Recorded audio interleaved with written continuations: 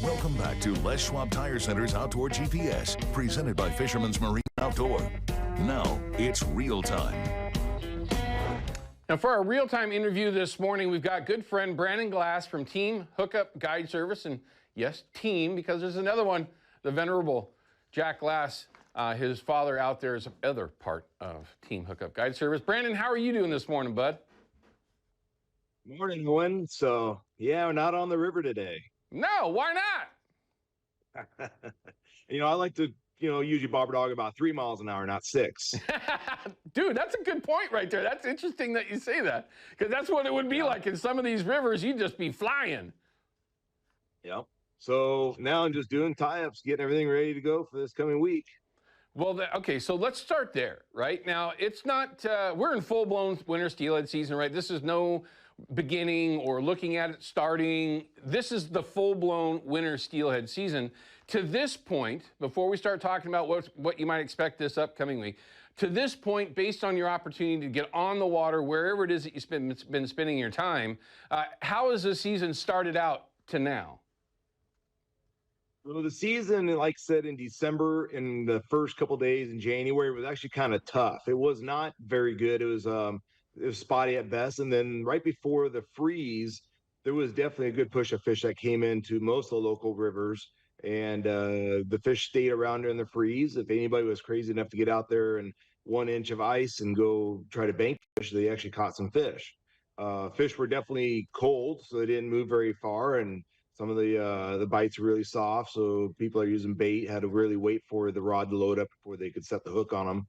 But then when the freeze warmed up and it thawed out, and until we had this big last event, it was actually really good fishing everywhere. So we've got fish in the systems finally. You know, you're not the first one that I've heard, obviously, well, maybe not obviously, but my head has been down. I've been in a blind. I've been hunting ducks. I haven't been paying a lot of attention. Forgive me for that, everyone. But that was the report pretty much from everyone, that things started out super, super slow and conditions changed, and then the fish started to show up, and that's exactly how it works. So it's nothing new, is it? This is just a typical season, I mean, you're going to have your blowouts, you're going to have your cold waters, you're going to have all sorts of different things you have to work through. And as long as you know kind of how to prepare for each water condition and different techniques to use, you're going to make yourself much more efficient at catching fish every time. Yeah, and that's really the hardest part for everyone to really kind of grasp. And Brandon knows this better than anyone. He's been a professional guide forever. And steelhead fishing, as opposed to salmon fishing with inexperienced clients, can be a significantly different challenge, right? I mean, this is not sit in the boat, watch your rod and rod holder. You're casting, you're doing different things. To be consistent is the most important thing. All right, now, we got some pretty interesting river conditions right now. As you know, you watch them more, if not more than me, more than anyone. They're all turned over. They're about ready to drop, and it looks like level off into areas that it doesn't matter if you're north coast, central, or south, if they're north, wherever you might be, they're going to drop and get into perfect higher conditions than what some might think, right? What are your thoughts when you look at these river conditions? Does it change your perspective of what you might throw into the drift boat or the sled or whatever it is that you're going to be using with your clients when you get back out there? So, for all the viewers out there right now, you're definitely going to be wanting to look into the smaller tributaries, the stuff that have a really small watershed. Those rivers will be ready to go probably by tomorrow morning, maybe a little bit this evening. But the bigger river systems, the bigger watersheds, those rivers are going to be really starting to come in by Monday, Tuesday, especially, and they are going to be on the high side. So bank fishing access might be kind of tough. Boat fishing is going to be great. Plunking and anything slow is going to be probably the premier way to try to target these fish, because the watercolors will be a little off color and maybe a lot of scent.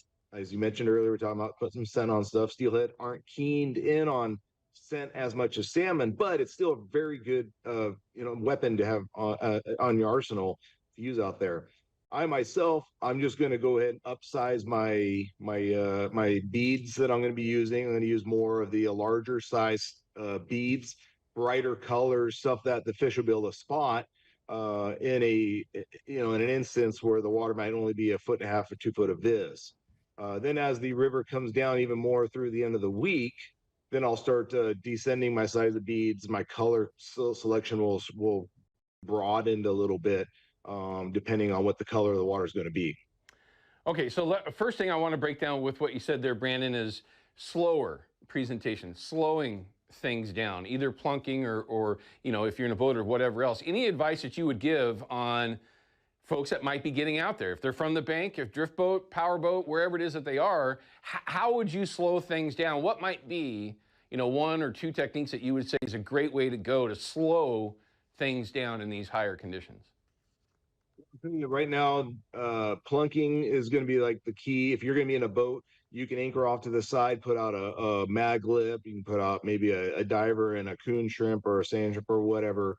It's having something that's not moving very quickly. I myself, I'm going to still be using floats. I'm still having my guys cast, but we're going to be using heavier weights, stretching out the bobber stops a little bit, help the gear slow it down, make that presentation, have that bait go in front of that fish for a little bit longer period of time so they can turn around and grab it. Okay, makes sense. So give the fish a little bit more time to make the decision to either grab it or not. Don't let your gear just zip right by, because like you mentioned at the top of the interview here, it's better to fish at 3 miles, which is still awfully fast to everyone, than 6, right? So keeping that bait in the strike zone longer, from what I understand with you, Brandon, is going to be a key. And plunking everyone, sometimes in these conditions, let them come to you, because they can show up in big herds this time of year, can't they? Absolutely. And the big thing about, like saying fishing the Metropolitan Rivers, the Clackamas or the Sandy, right now you still have I know, right? Those 2 Metropolitan Rivers, you get a 2-rod endorsement. Right? Oh, yeah. So some of those guys don't want to go out there and, put the rod in, put their bait out there, but they still want to maybe cast a spinner, maybe throw a bobber, a jig. I mean, whatever. You can do that with your 2-rod endorsement on those 2 tributaries. Yeah, and some of the other options that you have, folks, like we mentioned already with that other phone call, bigger river systems, plunking, you might have other opportunities available to you as well. Okay, so we got to cut the break. When we come back, though, I want to see that roll of beads that you had. There was something on there that I noticed, okay, because I look at these things, all right?